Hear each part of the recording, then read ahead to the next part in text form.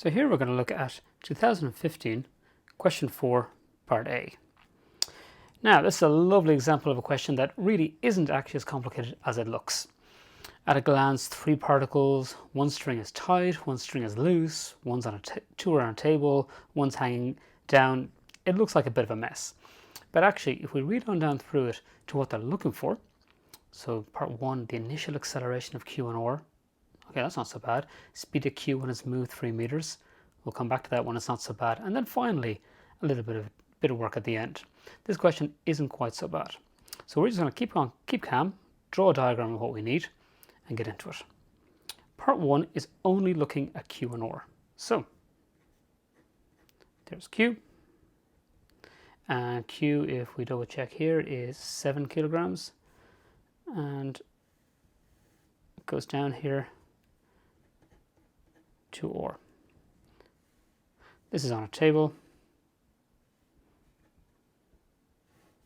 There we go, and the pulley is located there. So it's only the initial acceleration, so its Q isn't going to fall off the edge or anything like that. Let's throw some forces in here. So forces we have on this one, well, it's going to be the tension in the string. Is there any friction? Let's double check here, and we see it's a smooth table, so no friction. Or has the same tension in the string, and of course it's being pulled down. And or I really should have written that inside here is 3 kilograms.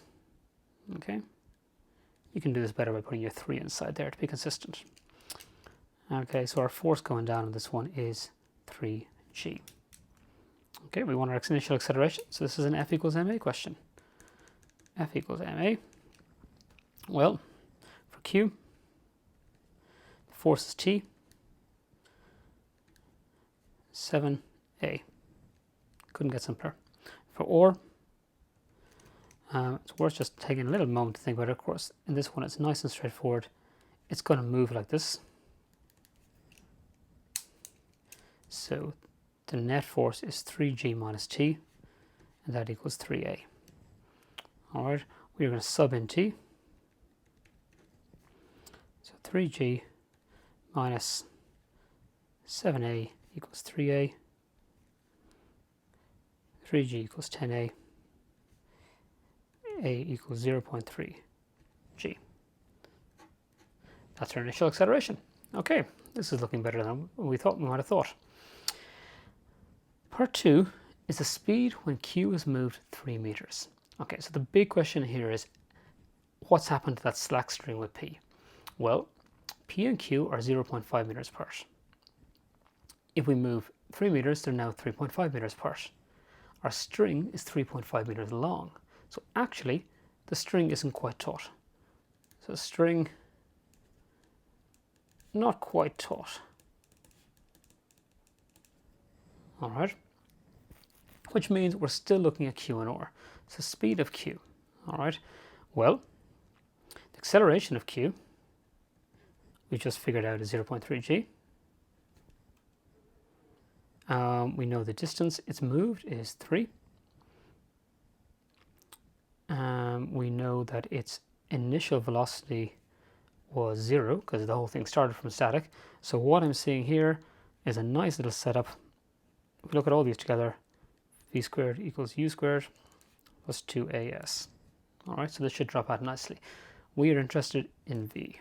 So v squared equals 0 squared plus 2, 0.3 g is our acceleration, and distance is 3. All right, v squared equals 6 by 0.3 is 1.8 g, so v is the square root of 1.8 g. All right, we'll just multiply that one out. So pop our calculator on. Square root, oops, 1.8 times 9.8. Look at that, nice and tidy. So v equals 4.2 meters per second. All right, part 2 done. Now I think we're going to need a fresh page for part 3. So the speed at which P begins to move. Okay, so the string is now taut. We're now dealing with P which is, let's get our masses in here just so we know what we're doing. P is 4, 7,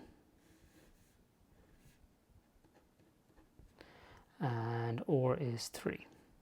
Okay, they're sitting on our table. Now, we're just looking at the speed which it begins to move, so we don't have to care about any further movement, so nothing's going to fall on the table. All that complexity is irrelevant to it. Okay, what we have is a system of these two masses, the 7 kilogram, the 3 kilogram one moving, and suddenly they've yanked that 4 kilogram one. So this is a principal conservation of momentum, PCM, principle of conservation of momentum. So the momentum before equals the momentum after. All right, well, the momentum before, let's look at our different ones. Okay, 4 was not moving. This mass was still P, of course, Q and R.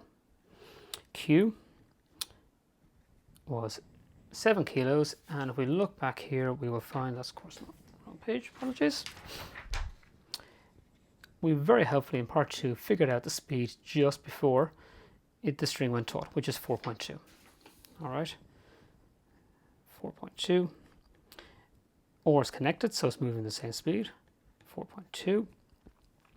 And that equals the whole system. Now these are all going to be connected by a taut string, so actually we can bring all the masses together, 4 plus 7 plus 3, all right, by our new speed.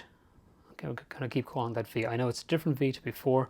You can call it V2 if it makes you happy.